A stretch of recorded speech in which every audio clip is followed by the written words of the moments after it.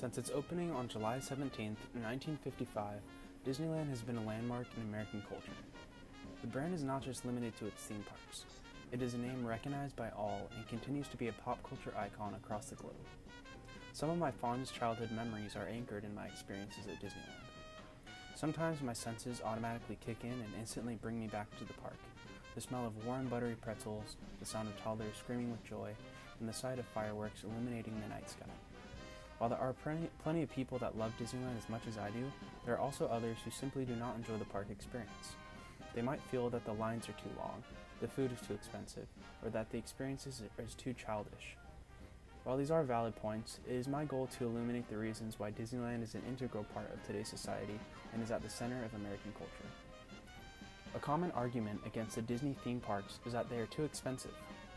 Granted, a trip to Disneyland is certainly not the cheapest form of entertainment, but you certainly do get your money's worth. The day is filled with action and excitement, and the sensory experiences in the park are second to none. I personally believe that a ticket or pass to Disneyland is well worth the memories that stay with the park guests long after they have exited the park gates. The numbers behind Disneyland ticket sales is truly remarkable. Disney grosses a combined $13 billion from their 6 domestic parks annually. Assuming that the parks earn revenues equally, you get $6.2 million per day per park. Yes, you can make the argument that the theme parks are pricey, but these numbers show how significant of an impact the Disney parks have on the tourism industry across the world. Another common argument against Disneyland is that the experience overall is too childish. While the park was designed to be a family destination, I believe that Disneyland is a place for people of all ages. Ronnie Koenig of the New York Times wrote an article describing a trip to the park in her adult life. On this particular visit, she was alone.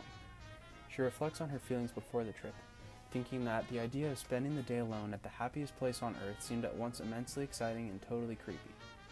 She goes on to recount how much fun she had, stating that it was my fun, my way. I can relate to this anecdote. I'm definitely older than the typical visitor to Disneyland, but what I love about the park is that it has experiences for people of all ages and backgrounds. It is true that Disneyland is heavily influenced by Western culture, but the lands within the park detail much more than just modern America. Whether it is the historical nostalgia of Frontierland or New Orleans Square, the magic of Fantasyland, or the futuristic adventure of Tomorrowland, there's a new, enjoyable experiences for all people within the parks of Disneyland. There are many theme parks across the world, but Disneyland stands out from among the rest.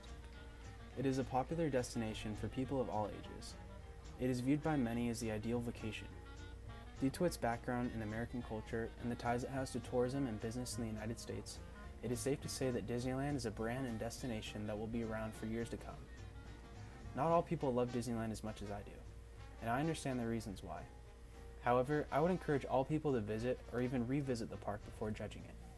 Maybe Disneyland really isn't just for you, but if you never get to feel the magic of the parks for yourself, try experiencing it through the laugh of a small child or maybe a teenager's scream of joy. I believe that Disneyland is an experience for all people and is very important to today's culture, and I truly hope that if you haven't yet, you will one day get to experience the magic of the happiest place on earth for yourself.